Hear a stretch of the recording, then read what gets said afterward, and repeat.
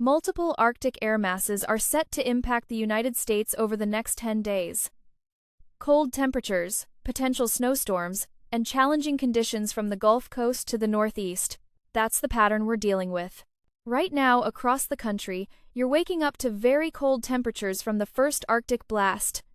Eastern Colorado saw temperatures drop to 17 degrees this morning. Wind chills down to 5 degrees. That Arctic air is sitting over the northern tier. Compare that to conditions farther south. The Gulf Coast has been experiencing above normal temperatures. That contrast is about to compress as cold air pushes southward. The National Weather Service data shows 3 distinct cold air masses moving through between now and January 20th. The first one you're experiencing now. The second arrives Wednesday. The third follows around the 18th. This isn't a single event. It's a sustained pattern shift. Let me walk through the meteorological setup. The East Pacific Oscillation is showing a strong high-pressure ridge building along the west coast. This ridge forces the jet stream into a deep southward dip across the eastern United States. Multiple forecast models, the European model, the GFS, and the Canadian model, all show agreement on this pattern through mid-month. The Arctic Oscillation Index is trending negative. That's the technical way of saying Arctic air breaks away from the polar regions and drives south into the mid-latitudes. We see 2 additional negative dips in the AO forecast, one around the middle of January, another as we move into the 20s. Each dip corresponds to another cold air intrusion. Here's what makes this pattern particularly noteworthy. There's a cutoff low-pressure system positioned off the southwest United States. This system is tapping into subtropical moisture from the Gulf of Mexico. When that moisture stream encounters the cold air masses moving south, you get the ingredients for winter storms. The jet stream configuration shows this clearly. High-pressure dome over the western states. Deep trough over the east. The cutoff low rotates counterclockwise, pulling Gulf moisture northward right into the path of descending cold air. That's your storm setup. From the tropopause data, which measures conditions in the upper atmosphere, you can see the temperature anomalies. Much warmer than average temperatures remain locked over the western states. Meanwhile, temperatures 20 to 30 degrees below average push all the way to the Gulf Coast by Thursday and Friday. That cold pocket extending to the southeast creates the potential for ice storms and snow in areas that don't typically see significant winter weather. This is the pattern I mentioned previously as having the best potential for southern snow events. This is it. The vorticity maps, which track spinning motion in the atmosphere, show the evolution. For the next 3 to 4 days, we maintain a northwest flow pattern. This brings cold air and some snow to the northern tier. Minnesota, Wisconsin, Michigan, clipper systems passing through. Nothing major, but consistent light accumulations. Tuesday into Wednesday, the cutoff low begins interacting with the main jet stream. Moisture increases across the southern plains and Tennessee Valley. By Wednesday evening, precipitation spreads into the mid-Atlantic. Thursday brings it to the northeast. Now here's where we need to be realistic about expectations. The temperature profiles are marginal for significant coastal snow in the northeast. The I-95 corridor from Washington through Philadelphia to New York likely stays too warm for major accumulation. A coastal low pressure may develop, but it's forecast to pull warmer air northward along the coast. The European model ensemble data shows this clearly.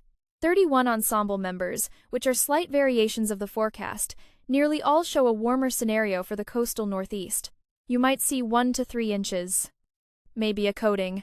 But not the major snowstorm some are hoping for. Interior sections are a different story. The Appalachian Mountains, from West Virginia through western Pennsylvania, into interior New York and New England. Those areas have much better potential. Elevations above 1,500 feet could see 6 to 12 inches between Wednesday night and Friday. The Mid-Atlantic region west of the I-95 corridor also shows good snow potential. Western Maryland, the Shenandoah Valley, the mountains of Virginia and North Carolina, cold air will be in place. Precipitation will be falling. That combination produces snow. The Ohio Valley and Great Lakes regions look likely for accumulating snow Wednesday through Friday. The models are in good agreement here. Cincinnati, Columbus, Cleveland, Detroit, Chicago plan for several inches of accumulation. Not a historic storm, but enough to create travel difficulties and require snow removal. Tennessee and Kentucky could see their best snow of the season. The cutoff low tracks right through this region, bringing Gulf moisture into cold air that's already established. Northern sections of both states show the highest probability for 6-inch plus totals. The southern snow question. Northern Alabama, northern Georgia, the western Carolinas. This is where the setup gets interesting. Cold air will definitely be in place by Friday. Temperatures in the 20s and low 30s. The question is precipitation, timing, and intensity. The GFS model is most aggressive with southern snow. It shows the system digging farther south than the European model. But the GFS has a known tendency to overdevelop systems. The European model, which typically performs better at medium range, keeps the heaviest precipitation farther north. Looking at probability maps for greater than 1 inch of snowfall, you see coverage from the southern plains through the Tennessee Valley, Ohio Valley, Mid-Atlantic, and interior Northeast. Probabilities run 60 to 80% in that zone. For greater than 3 inches, probabilities drop significantly, except in the higher elevations. The Appalachians maintain 50 to 70% probability. Elsewhere, it falls to 30 to 40%. For 6 inches or more, you're looking at the highest elevations of the Appalachians and perhaps portions of interior New England. That's where confidence exists for heavier totals. The timing breaks down this way. Monday and Tuesday, northern tier clipper systems bring light snow to the upper Midwest. Wednesday, the main system begins affecting the southern plains and Tennessee Valley. Precipitation spreads northeast Wednesday night. Thursday, the Mid-Atlantic and Northeast see the bulk of precipitation. By Friday, the system moves offshore, but lake effect snow develops downwind of the Great Lakes. Temperature-wise, this is significant. Wind chill values will be brutal Thursday through the weekend. The National Weather Service is forecasting wind chills 20 to 30 degrees below zero across the northern plains and upper Midwest, 10 to 20 below zero for the Ohio Valley and Great Lakes. Even the Southeast will see wind chills in the single digits and teens. These aren't just uncomfortable numbers. These are dangerous conditions. Frostbite can occur in minutes, with wind chills this low. Hypothermia becomes a serious risk for anyone exposed for extended periods. If you're in the path of this cold air, and frankly everyone east of the Rockies is in the path, you need to prepare now. Check your heating system. Make sure it's functioning properly.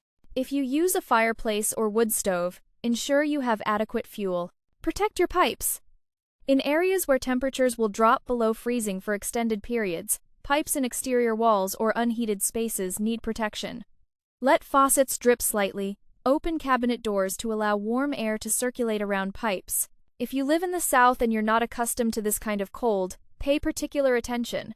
Most southern homes aren't built for sustained temperatures in the 20s. Insulate what you can. Keep garage doors closed. Seal drafts around windows and doors.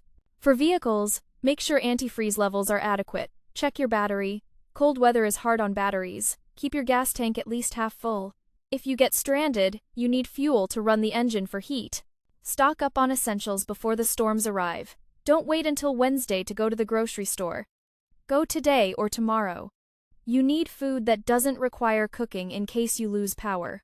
Water, medications, batteries, flashlights.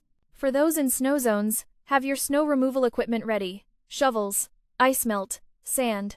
If you use a snowblower, make sure it starts and runs properly. Do that today, not when snow is falling. Elderly neighbors and family members need checking on. This cold is particularly dangerous for older adults. Their bodies don't regulate temperature as effectively.